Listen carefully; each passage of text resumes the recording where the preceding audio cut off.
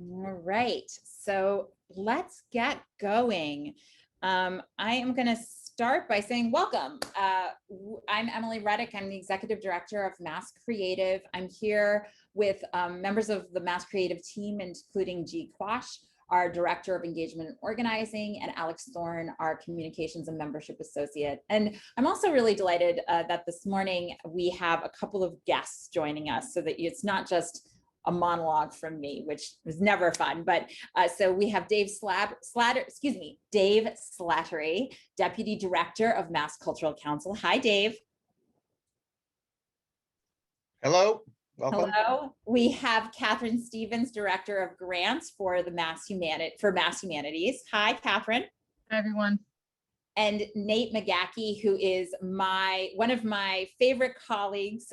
He is the Executive Director of Arts North Carolina, our counterpart in North Carolina. Hi, Nate. Thanks for joining us this morning. Hey, glad to be here. All right. So I'm going to share my screen and away we go. All right. So already we're racing ahead. So this is a teach-in. So our goals for this morning are threefold. So the first one is a clear understanding of the American Rescue Plan Act and the multiple funding streams that are included and that arts and cultural sector could potentially be included in. Then we'll share some resources and some information about how to apply for some of these available grants, as well as resources about how some of these funding streams are going to get allocated as we understand it today. And things keep changing. So it's what we understand today, which is July 16th at 9:30 a.m. And then finally, we're going to share some of the tools, knowledge, and resources that will help you advocate on this, to join us on the state level, and then also in your city and town to make sure that arts and cultural relief is being considered and really fighting to make sure that that's included in some of these funding allocations that are going to be made. And this is our thesis, right? When we unite for advocacy, change happens. And we have really seen that happen, right, on the national and on the state level over the last year and a half. So I just want to take a beat and thank all of you who have worked with us over these long period of time. It is a marathon, it is not a sprint, but when we do it together, change happens. I also want to acknowledge that today we are going to be talking about policy decisions, and that oftentimes we don't acknowledge that there has been historical harm done to communities who are not included in the room when policy decisions are made. This includes people and communities that identify as Black, Indigenous, or communities of color, as well as the LGBTQIA+ community, as well as the disability community. And at Mass Creative, we really believe that our role is to make sure that there are as many perspectives at that policy development table as possible, so that we are not doing harm, and we are advancing policies that bring equity to the arts and cultural sector. So here's our approach to the webinar this morning. Part one, the knowledge you want. So I have these experts on the line with us this morning. We're going to be doing some deep dives, some middle dives, a couple of shallow dives. Then we're going to pause. We're going to try to answer as many questions as possible. And then we're going to dive into the tools and then the process as we understand it for what's going to happen on state allocations, and then to help you think about advocating on the local level, right? And halfway through that part two, we're going to pause to answer questions, and then we'll have more question time at the end. If we don't manage to get to your question today, feel free to use the chat. We will try to follow up as we can after this webinar. All right, so without further ado, Nate, I'm so glad that your policy brain is with us to kind of help us pick apart the American Rescue Plan Act. Well, I'm so glad to be with you all. I love talking to folks from Massachusetts. I actually went to school for a year in Great Barrington and Simon's Rock, and had my first gig as an assistant lighting designer for Boston Ballet Theater. So, so great to see you all today. I'm going to fly through a lot of information about ARP funding, focusing specifically on fiscal recovery funds. So hang on tight. I will post a blog post that might give you a little bit more information once we get through all this. But I want to just kind of touch on the overview of what the ARP funding is, and what you can and can't do with it.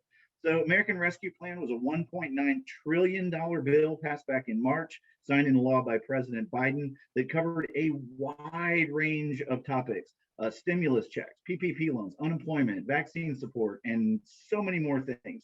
One of the things I do want to point out, not that we're going to talk about it here, is that ARP included $122 billion for ESSER funding. That's elementary and secondary school emergency relief funding. There's probably a ton of ESSER funding available in Massachusetts as well, going out to individual school districts. So make sure you guys are aware of that. A lot of opportunity for arts education there. But what we are going to be talking about today is the fact that ARP included $362 billion in fiscal recovery funds that is going to every single state, every territory, every local, every city, every town, every tribal, every territory, anything that is a government in the United States of America is getting a piece of this money. And so there is a lot of opportunity out there. So in Massachusetts, you guys are getting, the state government's going to get $5.3 billion. 38 metro cities are going to split up $1.7 billion. And then 385 million are going to go to get divided over 313 towns. Those are the ones with populations under 50,000. We'll talk a little bit more about that distinction. And then all 14 county governments are going to split up $945 million as well. And all of that is based on population and some other things in a formula that you really don't have to understand. But all told, there's $8.3 billion available in Massachusetts. We've got similar numbers down here in North Carolina. So what can you do with ARP funds? There are 5 uses. Now that might sound contracting, but it's actually quite expansive. It's very flexible funding. And there's some sweet spots in here for the arts. But the first one is supporting public health expenditures. Now, where the arts kind of fit into that is COVID-19 mitigation efforts can be covered under this, but really this one is for medical expensive behavioral health care and other public health needs. Now, this number 2 is sort of where the arts, this is where we find that sweet spot, addressing negative economic impacts caused by the public health emergency.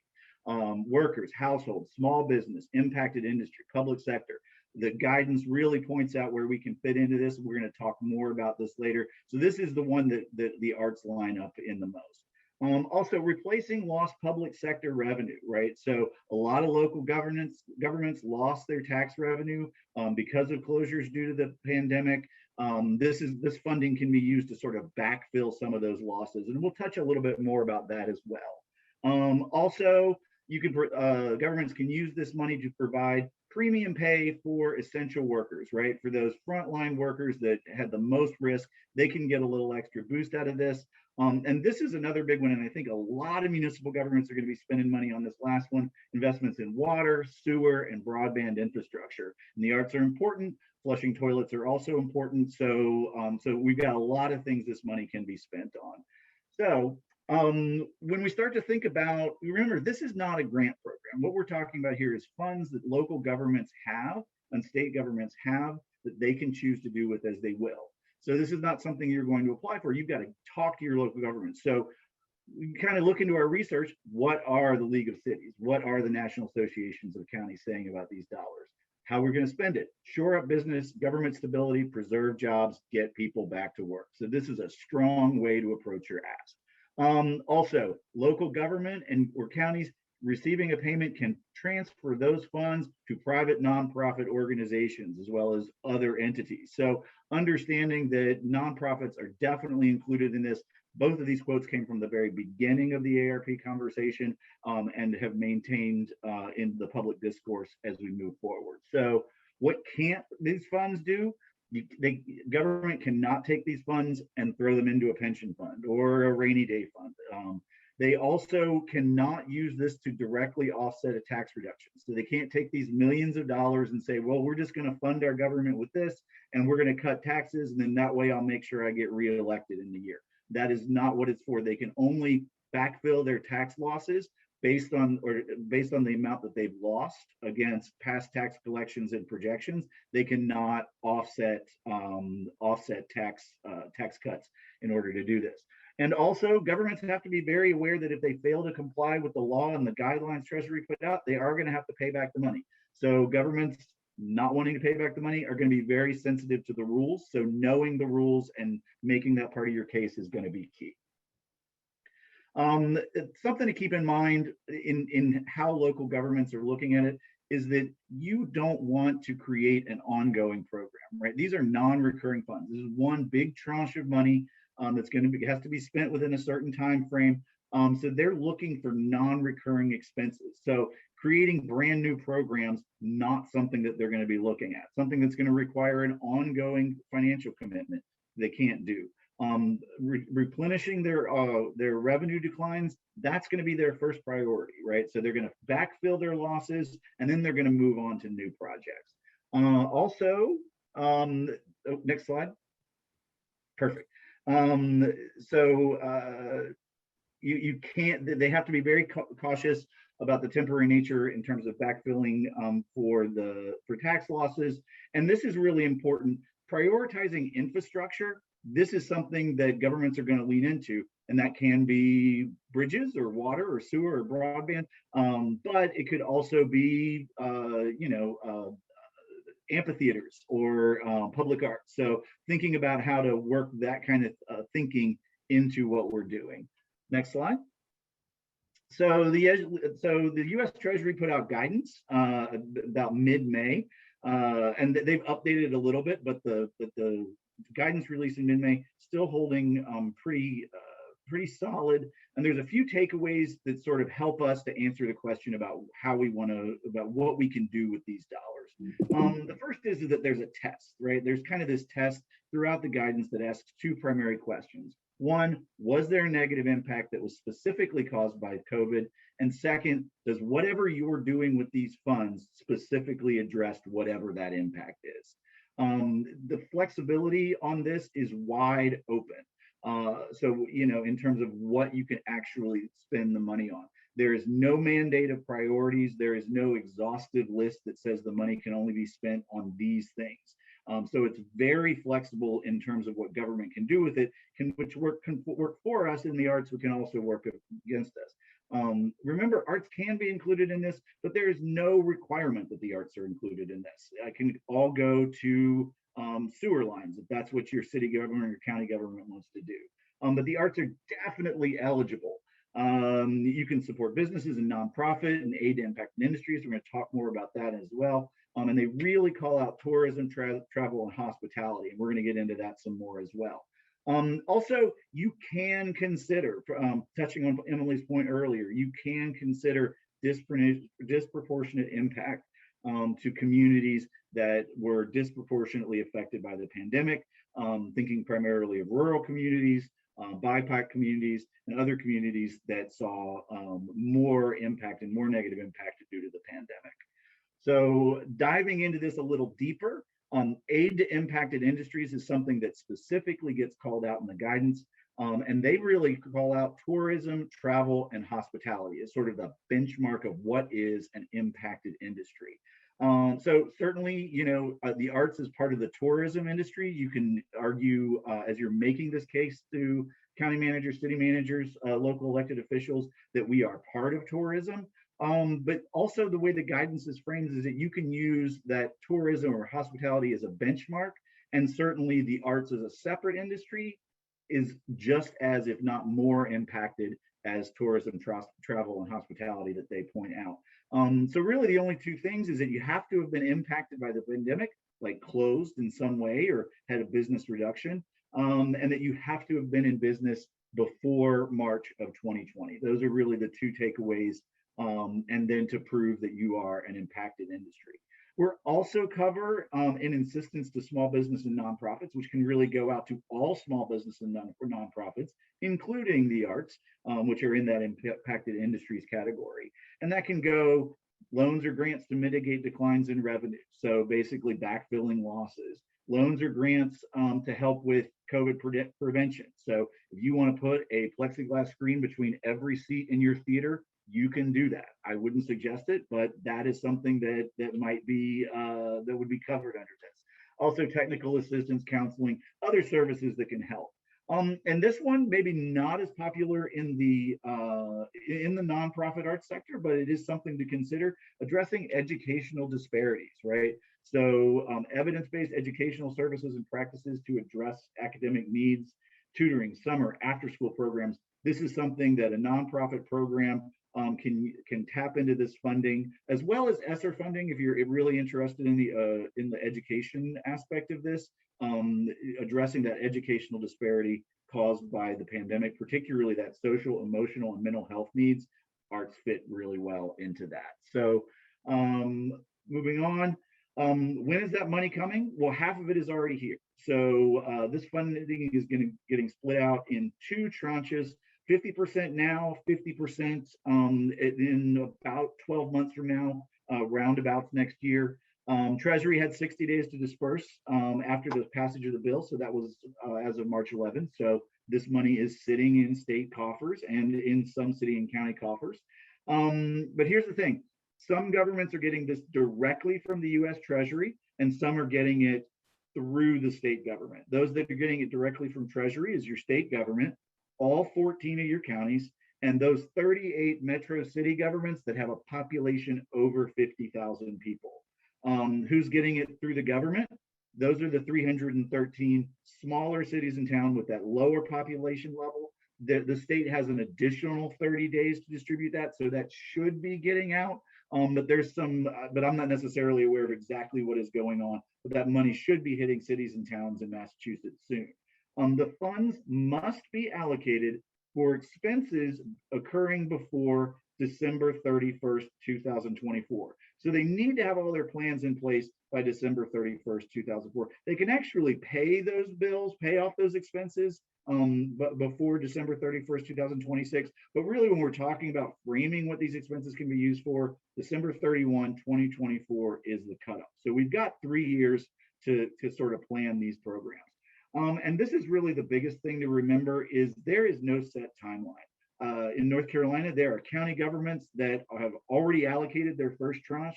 There are county governments that haven't even started having this conversation. Our state government said they weren't going to touch it until the fall, but now the state Senate put out a proposal that spent all $5.5 billion that we have. So getting engaged, talking to those leaders. I know Emily's going to talk a bit more about that as soon as humanly possible to find out what the process is and how you fit into it is going to be so crucially important. And really, it's a lot of different governments have a lot of flexibility to approach it a lot of different ways. Muted Emily.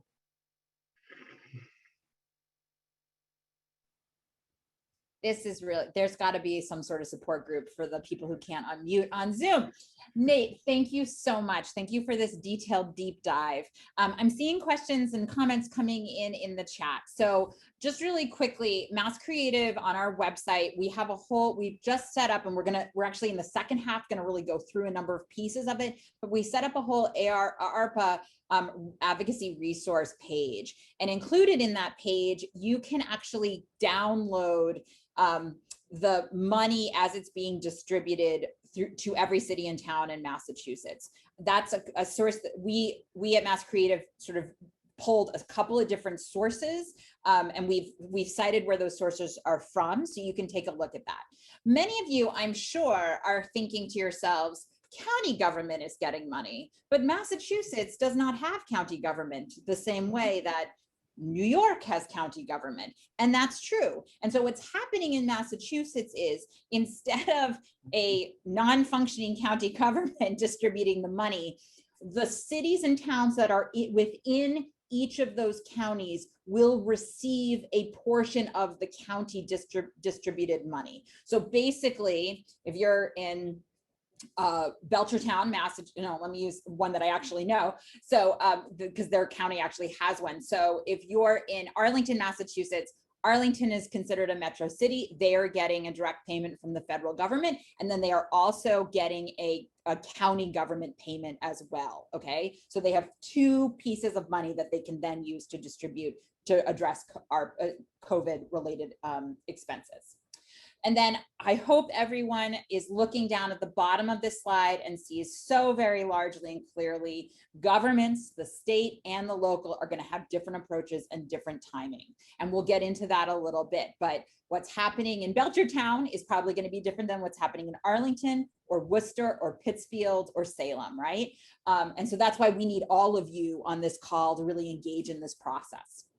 Okay, so now we're gonna, so Nate, thank you. Nate's gonna stick around for our first break to answer any questions that you may have. And we're gonna talk about the fact that in the ARPA bill, the National Endowment for the Arts and the National Endowment for Humanities also received money. So the National Endowment for the Arts received $135 million. They were directed to do two things. One, they were able to do direct grants, and then the law also required them to distribute a portion of that money to regional and state arts agencies. So in Massachusetts, our regional state arts agency is New England Foundation for the Arts, and our state arts agency is Mass Cultural Council. And we have Dave Slattery here, Deputy Director of Mass Cultural Council, who's going to talk about the uses of that $844,000. Dave, thanks for joining us. All right, thank you, Emily, and thank you. And before I start, I want to say that and Mass Cultural Council and several of you are working with Mass Creative on a larger effort to access a lot of the ARPA money that's coming in. I think the COVID Cultural Impact Commission suggested $575 million to the arts. So this $844,000 is a relatively small drop in the bucket, but it is money we've already received. And so we're going to describe what we've done. So many of you may remember back last year under the prior federal government act, the CARES Act, the state received some money to help organizations impacted by COVID. Governor Baker allocated $10 million to Mass Cultural Council, which we went out in the end of 2022 to organizations that had been cultural organizations that had been impacted. It was a great story. We distributed $10 million. The bad news was, while we distributed $10 million to 183 organizations, we received $30 million in requests from 425 organizations. So we had an unmet need of $20 million. So what we elected to do with this new chunk of money from the NEA, $844,000, knowing we had an unmet need of 20 million, not wanting to run a new program which would meet 4% or 5% of the need, is we have elected to go into the list of the next organizations that did not receive funding under that prior effort at the end of 2020. Those were called the Cultural Organization Economic Recovery Grant Program. This is a new program called the Supplemental Economic Recovery Program, and we will make up to $50,000 grants to the next 42 organizations on the list from that program.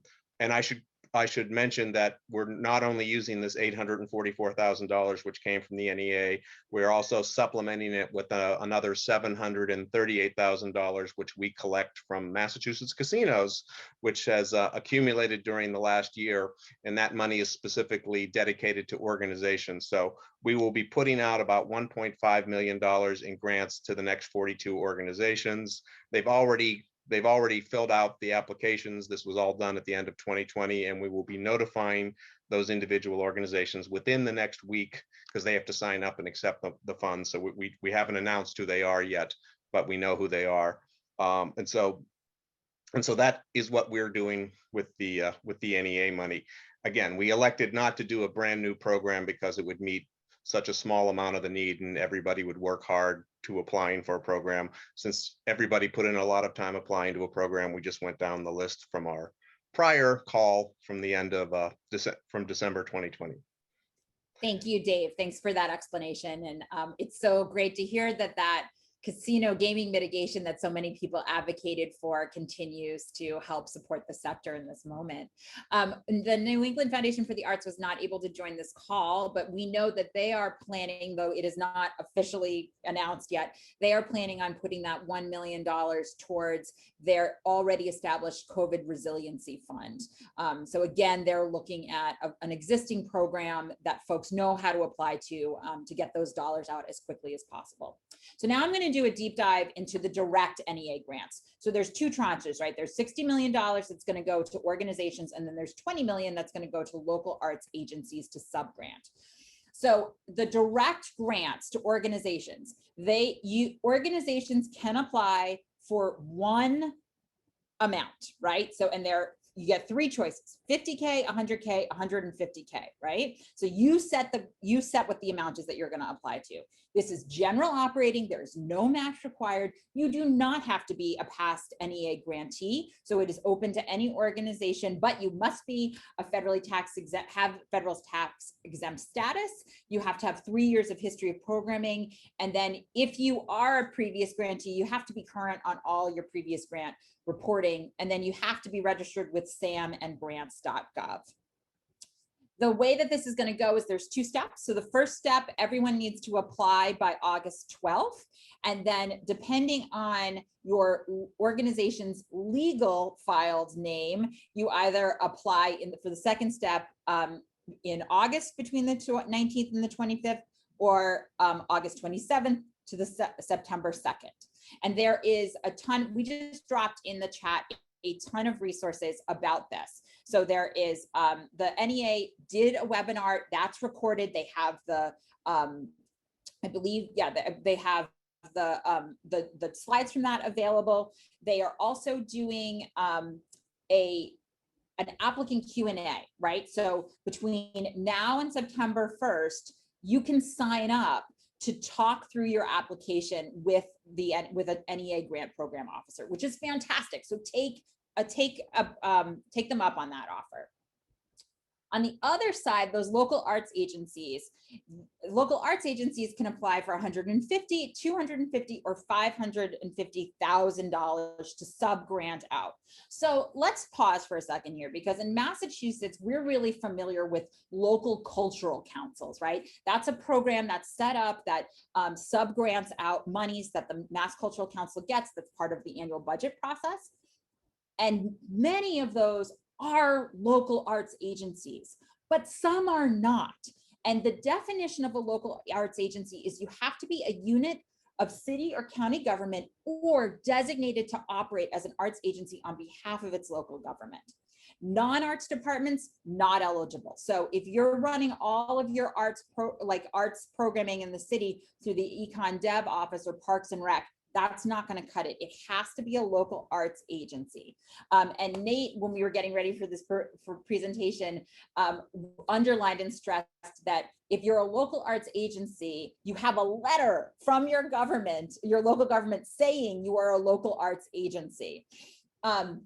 So another way to think of this is the old geometry, right? Rectangles and squares are both quadrilaterals, but rectangles are not squares, right? So local cultural councils do a lot of the work that local arts agencies in other states do, but if you're a local arts agency, you would know it. But this is fantastic, and I don't want to dissuade anyone from looking into this, because this is an important piece of money that we should really be looking to apply to.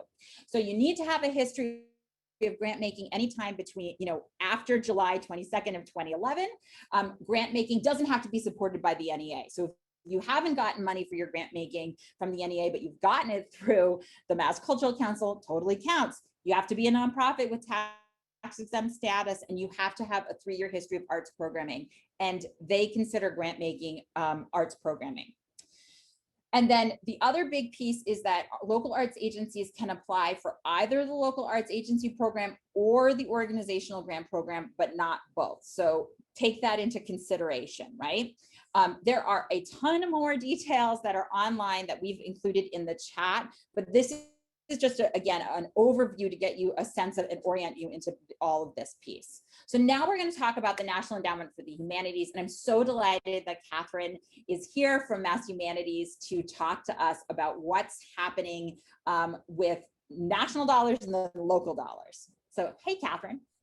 Hey, Emily, thanks for having me. I'm really honored and really happy to be here. So the national dollars, as you said, the deadline has passed. I'm really going to talk about the local dollars.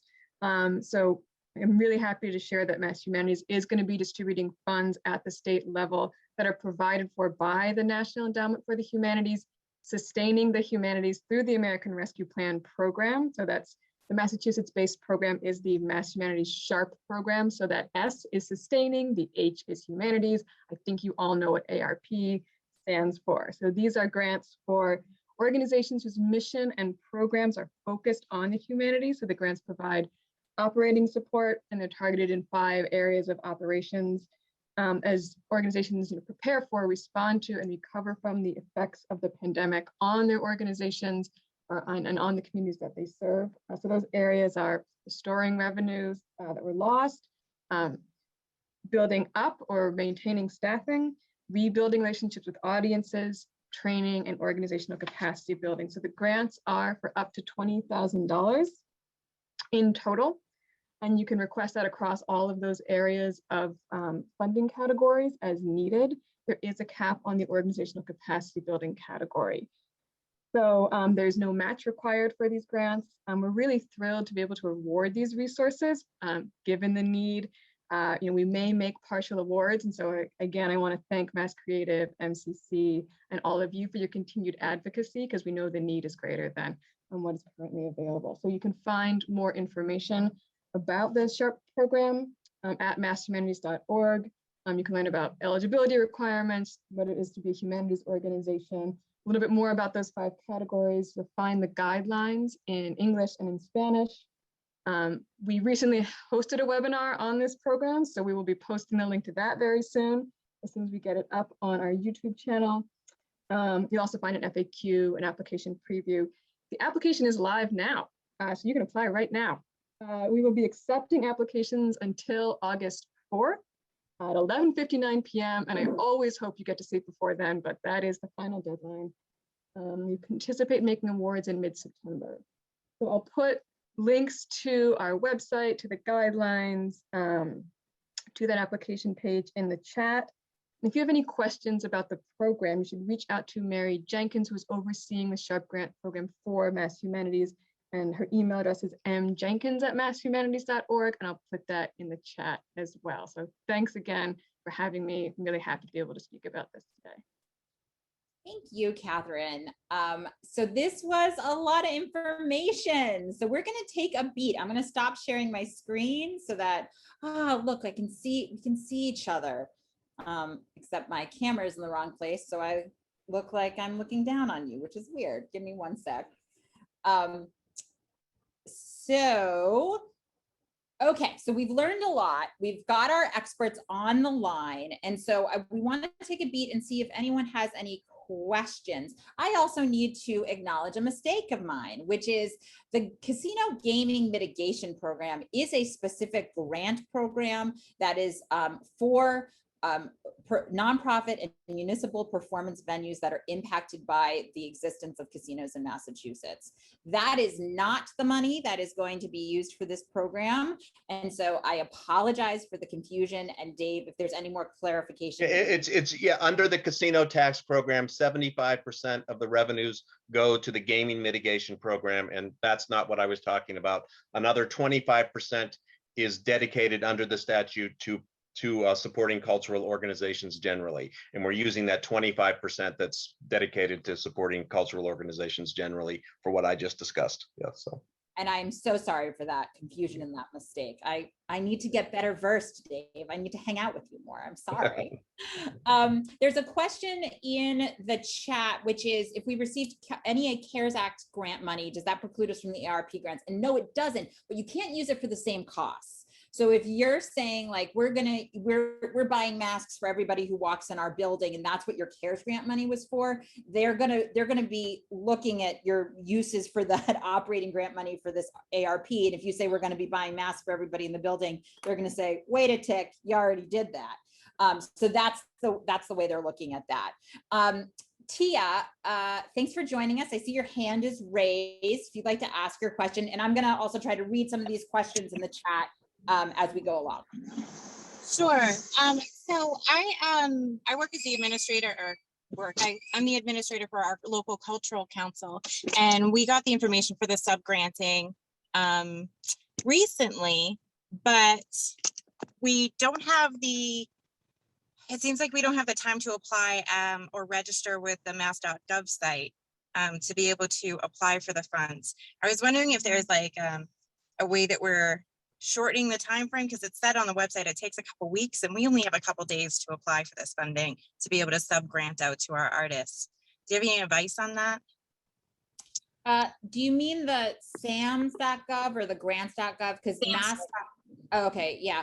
I think if you go to the NEA, there's information about how to expedite that process. But Nate, do you have more info on that or insight on that?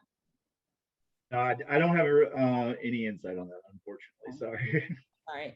This would be, I think, an excellent question to bring to that the technical assistance Q&A sessions that they're running. Awesome. Right. Thank you. Anne asks, can you clarify if town cultural districts can apply for the funding that was described by the previous speaker? Anne, we've talked about a lot of funding, so I'm sorry, do you mean the local arts agency funding? Mm-hmm. Yes. Okay. Yeah, so again, if you are a local arts agency, you have documentation from your local city government saying that you are the arts unit for agency for that government. So Nate, you were saying that in North Carolina, a lot of groups were turning to their local governments to get that paperwork, correct? Absolutely, yeah. I mean, in a lot of times, you know, there were we have 85 local arts councils in the state of North Carolina, and many of them were distributing city or county funding, but they did not have that government body pass a resolution that said so. So in order to be able to access that funding, they would, you know, create a quick resolution that says, you know, whereas hereby, you know, is the official arts agency for the county of blah, blah, blah. And then that is something that will check that box for the NEA and allow them access to that LAA. So even if you are acting as a local arts agency and don't have that piece of paper, it's just a matter of working with your county or city manager to get that done and officially voted on by your local government. There's great chatter in the chat right now, Tia, regarding SAMS.gov and grants.gov. So please check that out. Also earlier, we posted a link. If you scroll up in the chat, you'll see a number of links related to the NEA. We included the link to those Q&A sessions that they're running. So you can get to that and you can register for one of them. So for ARP money infrastructure uses, Nate, are there any public art procurement requirements for that from the federal government? There is like, I mean, it's the Wild West. I mean, it is like, there's like no rules going on with what you can do with this money. And actually, fun fact, I have a arts council leader in Stokes County, North Carolina, told me, unlike every other federal program, a federal funding program in history, you can use this funding, federal funding from your county or city, to match other federal dollars. So, so he's taking federal dollars from a regional authority and using, and they're going to use county ARP money or ARPA money, and they're building a amphitheater out behind it. So, you know, so there's really no regulations as to what it, as long as you can say, you know, that public art is going to help attract people to downtown or whatever to help mitigate the effect.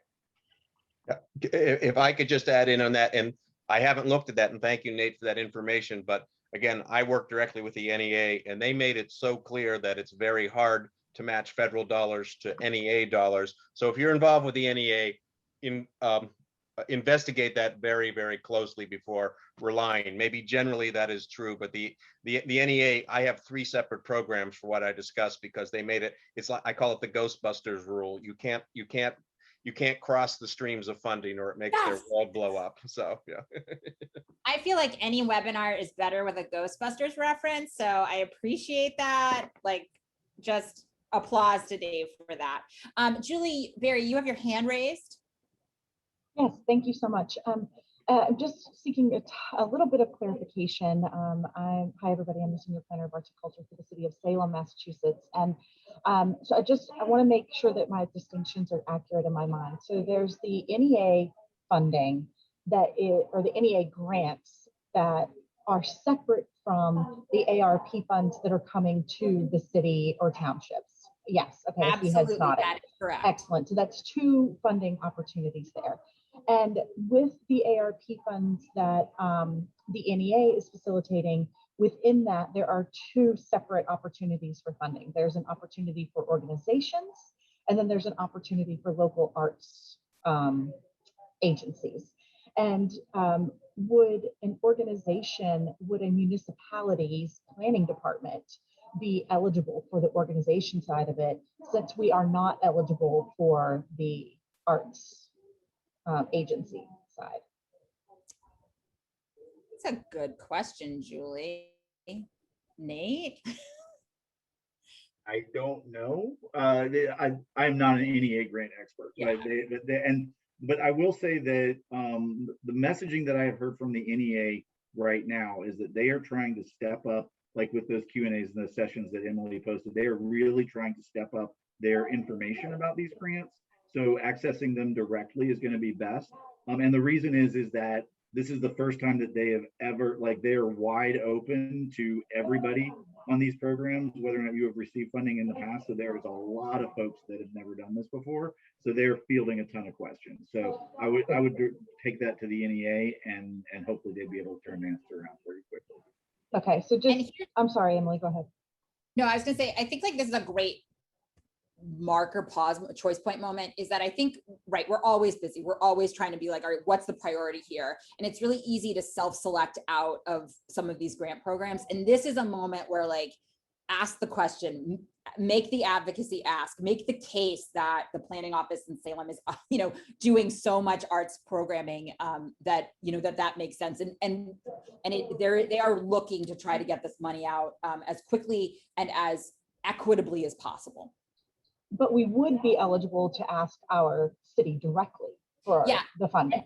Yeah, so we're going to get to that in a second. We're going to talk about that process. Yeah, so we're going to talk about how to advocate, like where you should spend your advocacy time. I would say 100% of it, but I'm sure you have other things you're doing with your lives. In just a minute, I want to just, thank you. No problem. I just am trying to take a look. Oh, there was one question. Can you request an amount smaller for the local arts agency? Can you request an amount smaller? No, you can't. So those are the amounts. It's like that's what they got for you. So that's what you got. I'm going to move us on, Diane. I know I see your hand. If you want to add the question to the chat, we're saving this chat and we'll work to get back to you after that. Okay. To our expert panelists, you are thank you so much. I want to just give a round of applause to Catherine and Dave and Nate. I also want to remind you that Nate's organization, Arts North Carolina, like Mass Creative, is a nonprofit advocacy organization that relies on the support of donors and members. But if you are so inclined, perhaps tip Nate for his excellent impact or his intellectual knowledge that he shared with us today. So thank you all. I'm just going to take a second to get my screen back in order, and we will be on the road to talk about advocacy. Right. Bye, Nate.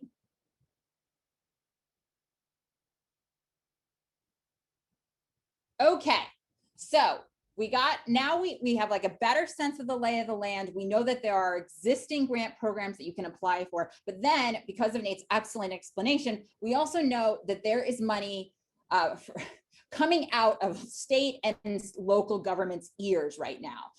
And so we're going to talk about this in 2 parts. So the first part is the state allocation funding process, right? So that's $5.3 billion. This is a once in a generation opportunity. This is a lot of money. And every sector, every field, every special interest group is advocating for that funding. And so we do too. So we know, here's what we like, this is coming out in little drips and drabs, which is totally the way it works. But at the beginning of the session was started in January. The Speaker of the House, Ron Mariano, appointed Representative Dan Hunt to be chair of the House Federal Stimulus Oversight Committee. And then, as always, the co-chairs of Ways and Means on the House side, that's Chair Michaelwitz, and on the Senate side, that is Chair Rodericks. They are also going to have a heavy hand in this process. And so earlier, a couple weeks ago, Governor Baker submitted his proposal for what should be done with the spending of that money, and really has been pushing for the last week or so to get that money out and to do his proposal as quickly as possible. And the legislature basically said, we want to have an open, transparent process, and we want to be involved in how that money is going to be allocated. So next week, they are going to hold the first hearing related to the American Rescue Plan Act state allocation funding. It's an invite-only hearing. Governor Baker, Secretary Heffernan are going to be there, as well as a couple of outside sort of national experts. Governor Baker is going to talk through his plan. And then those experts are going to share sort of best practices and trends that they're seeing. The week afterwards, I think on the next week, the last week of July, there's going to be another hearing that is most likely going to be focused on economic development. And then the legislature takes August to let legislators go back to their district. And so there aren't going to be hearings as we understand it right now in August, but they're going to pick them up in September. And they're looking at a process where they're going to do more subject specific hearings. Okay.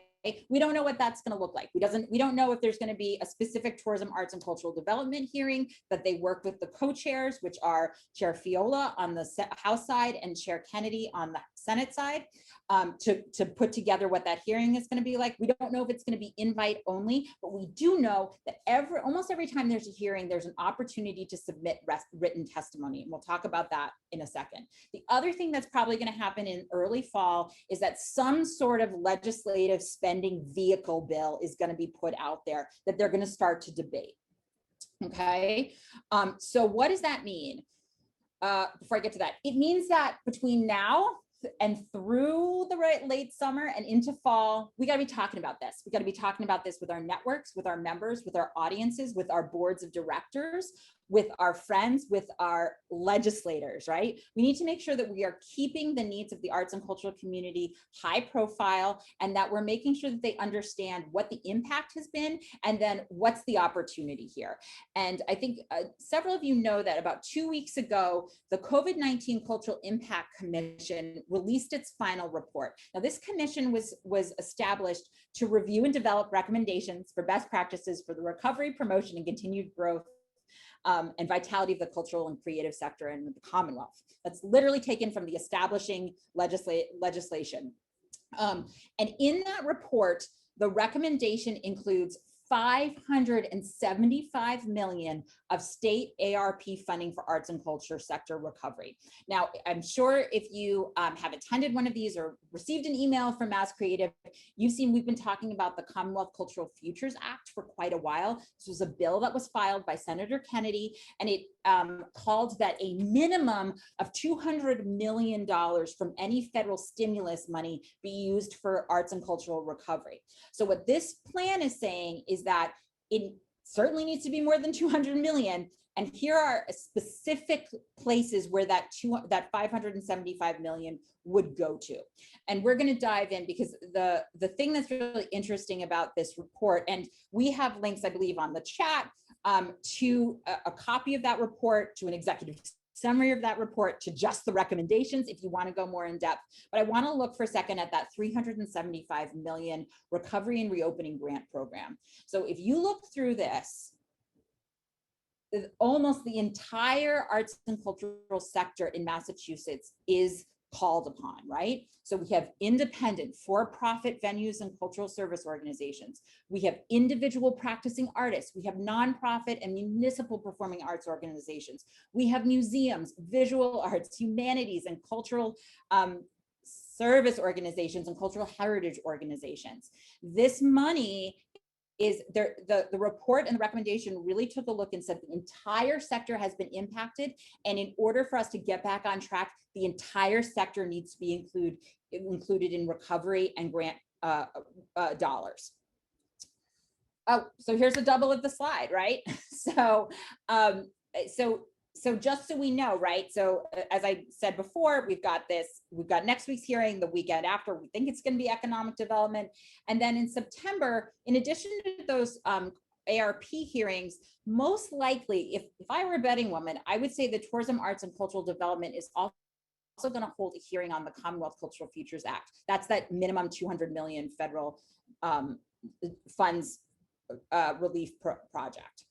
So what did we do, right? So Mass Creative is really focused on this, right? We have got to make sure that, as I said before, that we are gently and graciously and persistently engaging with our lawmakers around the state dollars. So we put together a whole toolkit of resources. So there are talking points. There are talking points about the American Rescue Plan funds directly. There are talking points about how arts and culture impacts community connections, economic impact, the issues of racial equity in this conversation. We've got talking points about all of those. We put together a social media graphics toolkit.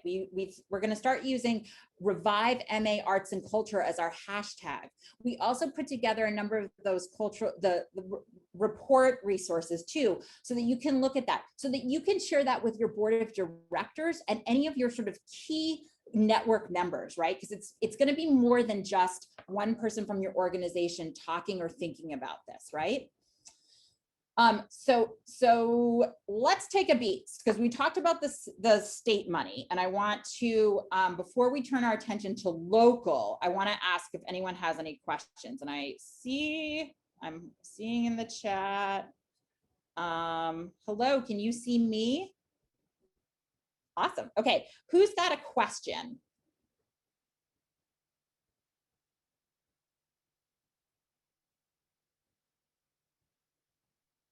My God, this is so fantastic. I'm going to take this as feedback that either at the 90-minute or the 20-minute mark, we've all checked out, or I'm doing an excellent job.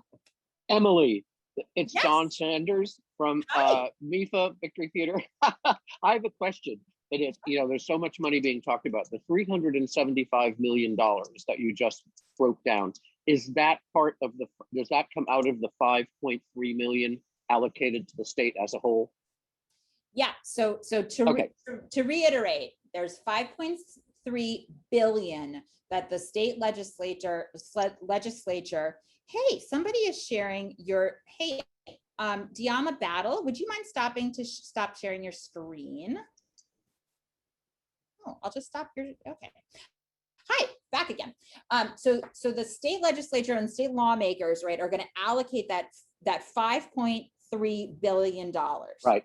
There's that, right? Right.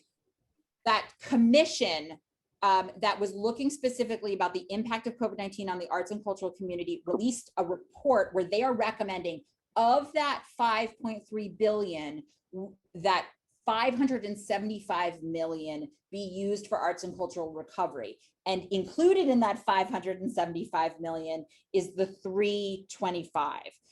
So what I want to highlight, and thank you, Don, I appreciate that, is that report is like a golden tool for us, right? We want to make sure that every single lawmaker, and many of them have it in their offices, that their staff are looking at it, because that's going to be our way of sort of entering into this conversation to say, like, look, here's a specific plan that you could use to think about those allocating that some of that 5.3 billion. I'm going to move on. Dorothy, I see your hand is raised. Dorothy? Okay, can you hear me? I can, yeah. Okay, I'm actually on an exercise machine at the gym, but anyway, so I'm a little out of breath. That 375 million that they're allocating, how likely is the legislature to follow that recommendation? That's a good question, Dorothy. I wish I could say, of course they're going to follow it because we're such a progressive group. And I think the answer is that we're in negotiations, right? Like, this is a little bit of a bidding war. And so we want to set those numbers high, right? And when we set those numbers high and we are explicit about how those dollars could be used, it sets us up for a better conversation and to make a better argument.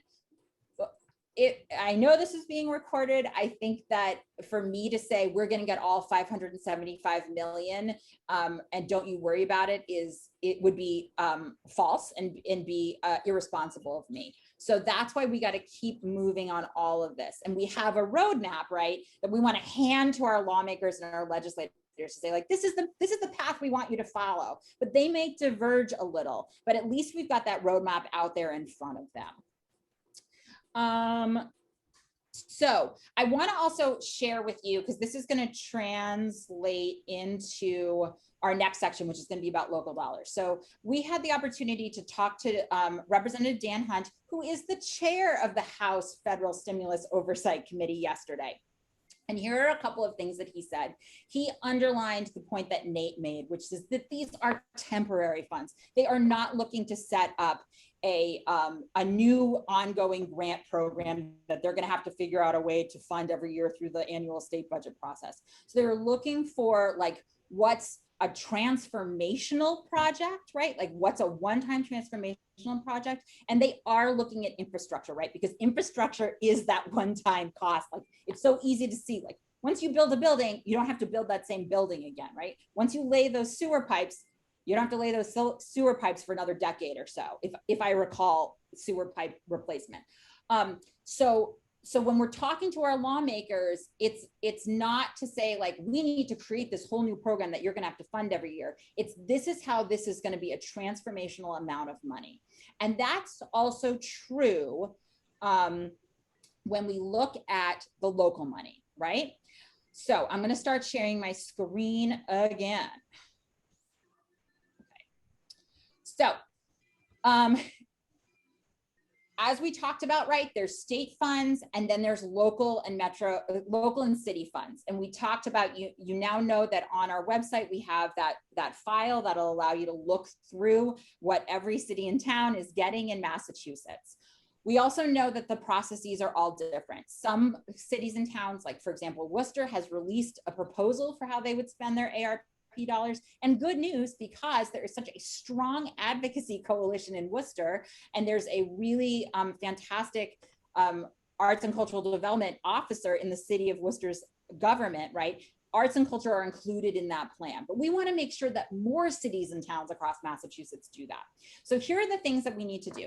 You got to find out what is your city or town's process, and they're all going to be different. So how are they submitting their plans right now? Are they doing any sort of a community engagement process planned? Are they going to do public meetings, town halls? If you have an arts staffer in your city government, this would be the moment to just check in with them. And let's not overwhelm them, but check in with them and say, hey, what are you hearing? How can I, as an arts supporter, help advocate with you for this? If you don't have a art staffer, municipal art staffer, look to city planning offices, economic development offices, and also look to your elected officials, and we'll get into that in a second. Then you're going to want to think about building your coalition. So let's talk about the way that Mass Creative's philosophy is, right? It's never going to be enough if one person is always the face or the voice talking to lawmakers about these issues. It's when so many of us come together that it's clear that this is something that is meaningful for an entire community that gets the attention, right? And so you want to unite with your other arts and cultural organizations and creative workers in your town, right? Like start reaching out saying like, hey, I think we should be working on this. We should be talking about this. Then you're going to want to develop your case. So that's why we created those talking points. I think a lot of those talking points you can easily translate and think about using them for your city or town. You want to collect local arts and cultural stories of impact. What's happened over the last year? How has your arts and cultural community both been affected, but also contributed to the community cohesion, right? I'm thinking right now, Julie, you were just on the line, but I'm thinking about what's happened in Salem and how they worked with Creative Collective to hire artists to beautify their outdoor dining spaces, right? Like that's a really like concrete way of saying like, this is how the arts community contributes to Salem in a really positive way. Then you're going to want to clarify your ask. So how much are you going to ask for? Well, if you are in a town that is going to get $300,000 of ARPA money and you say we should get $4 million, they are going to laugh you out of the room. So that's why you want to take a look at just how much money each city and town is going to receive. And then you want to think about for what, right? So think about those infrastructure questions, think about those transformational non-sustainable opportunities here, right? And then you are going to want to identify a decision maker or decision makers, right? So depending on how your city or town government, you may have a mayor, you may have a city councilor, you may have a mayor, a town manager, and a city councilor. You may have a town manager and a select board, right? Massachusetts is nothing if not diverse in our local government infrastructure and formations. So check that out. Make sure you know who that is. And what you're going to want to do here, and this is, again, I'm getting a little ahead of myself, is you want to find both the person who is the lead decision maker, who you really need to influence in thinking about this. Then you also want to find your champions. And I'm thinking of a specific example in Cambridge. There is a city councilor who is just, she just gets these issues. And she's been working really closely with the arts and cultural community to be their champion, to help make sure that they know what's happening in terms of city government. Obviously, the arts advocates there are thinking and paying attention to that as well. But then she's also working to make sure that their voice is heard. And so you probably have some of those folks already. It's the person who every year is turning up to make sure that the electrical box painting program continues to run, right? It's the person who is making sure that you get that permit if you want to do a street festival, right? So look to those people as your allies in this conversation. And then as we're talking about, you're going to identify a decision maker. And here is what you're going to do with that decision maker. You're going to power map. So I know we're going over time. I really promise I will be just a little bit longer. And I so appreciate this. Again, this is going to be recorded and the slide deck will go out. So we will make sure that you get this if you have to step away. But what you're going to do is you're going to put your decision maker in the center and you're going to power map out. You're going to think about what are all of these influences on this decision maker. There's the general public, right? There's their constituency. There are VIPs, there are peer elected officials, special interest groups, important businesses, right? And experts. So that commission report, that can be like a little bit of an expert report. And I imagine that someone who's amazing on this call is going to look through that report and be able to pull out talking points that they can use when they're talking to their local city officials. And when you do that, feel free to email me. I will give you credit and then praise you for it. Then another influence is the media. So earned media, social media. Writing a letter to your to the editor of your local newspaper does make a difference. Using the hashtag MAPOLY when you're talking about the state amount of money does make a difference, right?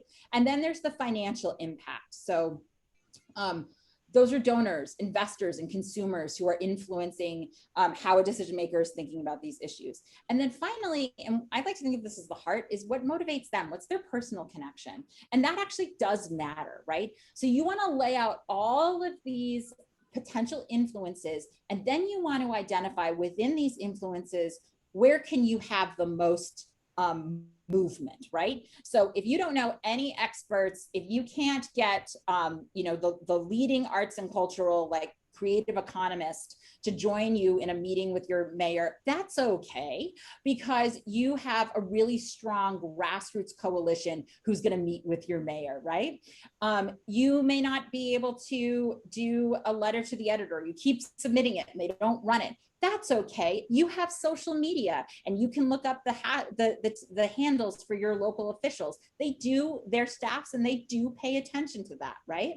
So this is a great exercise that you can do with your coalition to just sort of figure out how you can effectively engage with your elected officials and decision makers. So then I talked about this, find your allies, right? And then I talked about this really specifically around elected officials, but there are other allies. I mentioned municipal arts staff. So there's an amazing crew of people across Massachusetts who have been hired either by their municipality or in connection to their municipality to think about these issues. They're some of the smartest people that I get to interact with, and I'm sure many of you know them. They are your allies in this, and they are the folks that you will most likely be able to help tell you what's an effective advocacy messaging for your mayor or your town manager or your city councilor. So seek them out. Then chambers of commerce, they matter. They are engaged in this and they know the impact of arts and culture to their businesses, right? And finally, community foundations. Over the last year and a half, I think we've all seen, and before that, we've seen how community foundations are really engaged in the arts and cultural conversation. And reaching out to them and talking to them about this issue is a good idea, right? Like, will they write you a letter of support? Will they help you identify other folks within your city or town to engage on this issue, right? This is a time to ask questions and to build community. And then share your members, right? And these are just, I talked about the LTEs already, but I just want to remind us all, right? Many of us run nonprofit organizations or are engaged in nonprofit organizations. Our board members are some of our best ambassadors. They are showing up, they are engaged in your work because of their love for it, right? And they have relationships with folks that might probably are outside of the arts and cultural sector bubble. This is a moment to talk to them about this and to help get them engaged in this work. I know one of the things I love is there are a number of board members who show up for a lot of these calls that we put out, and they get it, and they are like they become like the technical advocacy champions. So use them and identify folks on your board who can help you with this. So we have run out of time, but I still want to take a beat and ask if there are any questions. So I'm going to stop sharing. Hello, all. So here's what we're going to do. We will post the recording of this webinar on YouTube. We will also link it onto our website. We will also link the PowerPoint deck, so you have that as a resource. And we will email our email list when those things happen. So if you are not on the Mass Cultural, if you're not on the Mass Cultural Council email list, you should be. But if you're not on the Mass Creative email list, please do. And don't assume that if you're on one, you're on the other, because you're not. But we try to send out relevant and helpful pieces of information all the time. Questions? So I'm seeing a couple of hands raised. So Tony, could you unmute? I unmuted. Can Fantastic. I can you hear? What's your question? Yeah. Now, the ARP funds have not been distributed yet to the states, right? That's a complicated question. But they're coming. They're coming. Yeah, they haven't. Yes. Now, the money going to the 33 communities, and West Springfield is one of them, under 50,000. May I, as treasurer of the local arts council, go to the mayor if and when these funds come in and ask him for some monies for the local council?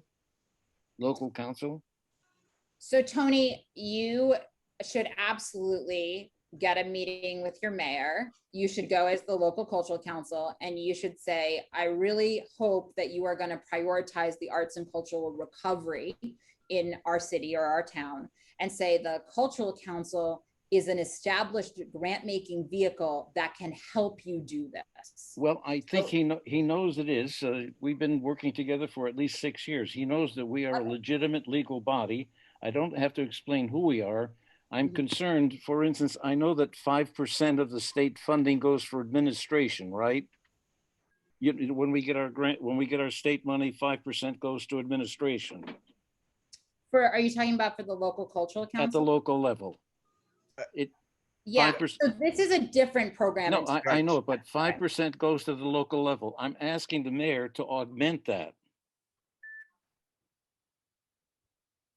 I would say you should have that conversation with your mayor, and you absolutely can. You're well within your rights to have that. That's my big question, because scholarships or something, or paper needs, we want to get some new banners. Those are administrative costs, that we're not putting the money in grants for, and we have to use our 5% for something like that.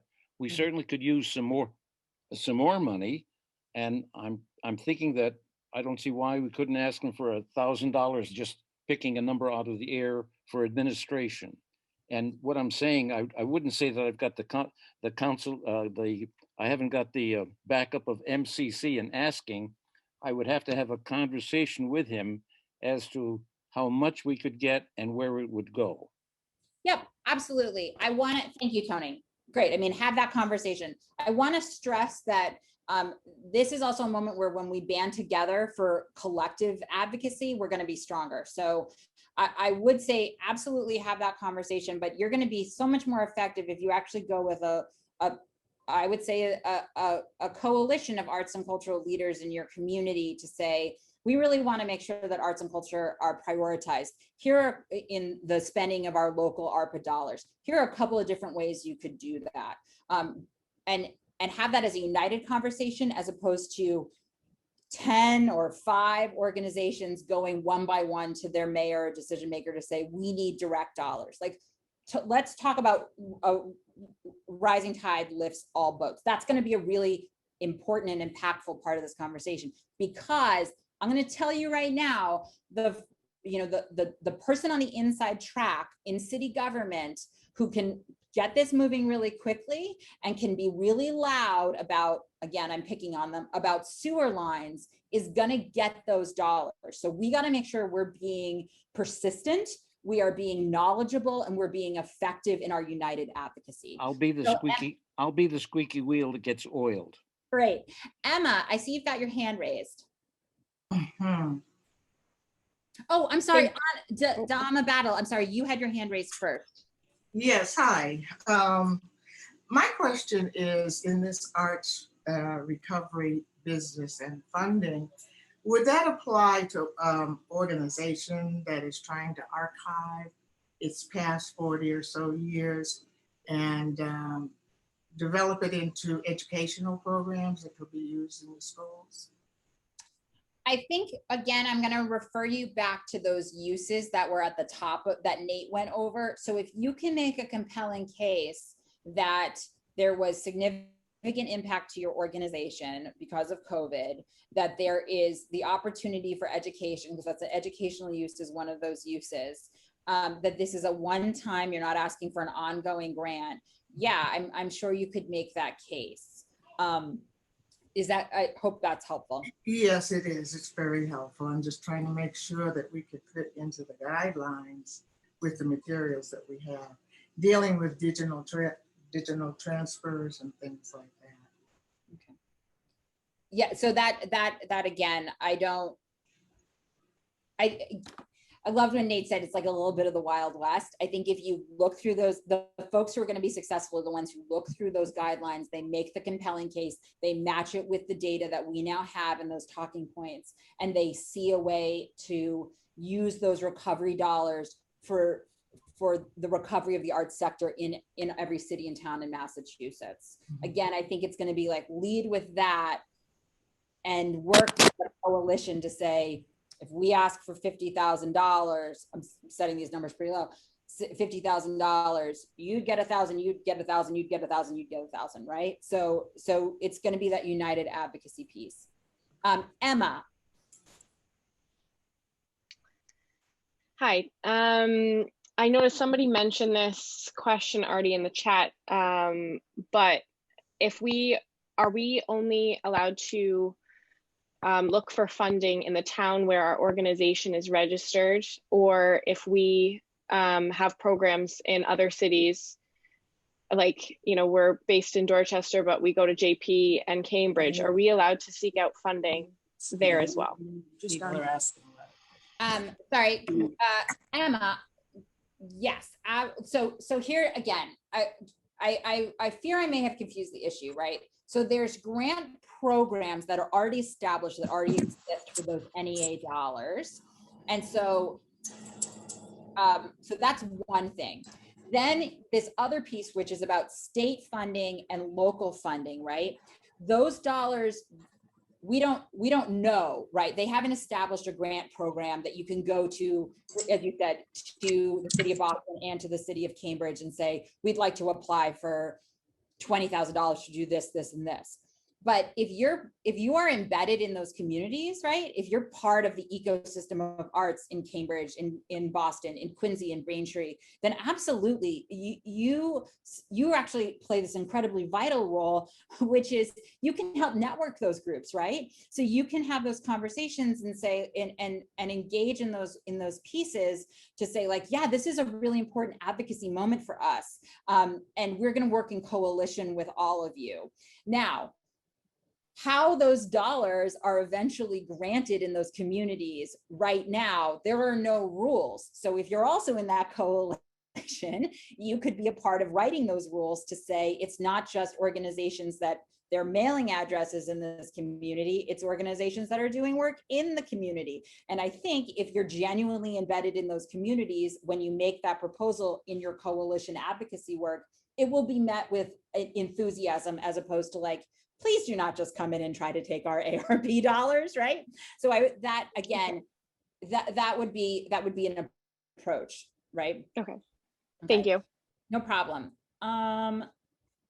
I am recognizing we are well over time, but Julie, did you have one last question? Thank you. I think it just got clarified. I was just sort of trying to separate out the NEA grant from the state and local resource funds, and I think you just clarified that really nicely, but thank you for asking. No problem, no problem. And I can't see everyone's hands raised. I can only see one screen. So if you have your hand raised and I'm not calling on you, please make a little bit of noise. And in the meantime, I'm gonna use like several terrible cliches right in a row. So over the last year and a half, many of us, for many reasons, including our sector, have been drinking from a fire hose. Unfortunately, the things we're talking about today is a continuation of that, right? Because I'm asking you to walk and chew gum and twirl a hula hoop all at the same time, right? So we're gonna have to engage on ongoing advocacy that's gonna go at least until fall, if not longer, on both the state and the local levels.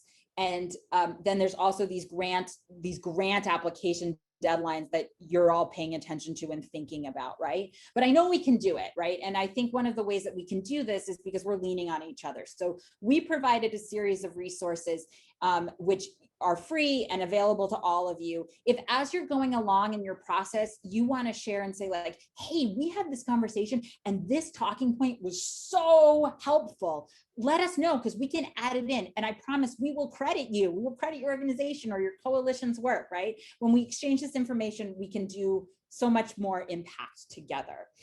And the one final thing I'm going to say, because I'm going to wrap this up, is I'm going to remind you that we are available via the emails and the interwebs.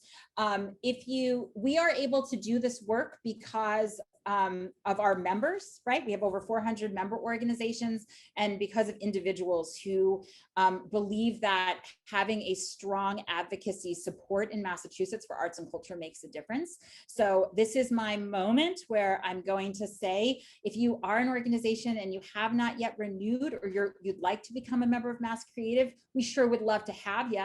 And if you're an individual, you know, for the price of a cup of coffee, you can make sure that we can continue to keep these resources flowing to all of you. And on a personal note, when I see that over like nearly 200 people joined this Zoom, and that folks are really like getting positive information out of this, it really energizes us and keeps us going. So I want to thank you all for being part of this community and for sharing what's working and what's not working, because that's how we're going to get this all done together. So thank you. Thank you for those of you who stuck by us for the overage. I hope you have wonderful days, and we're going to have more coming along. So keep a lookout. Okay, see you.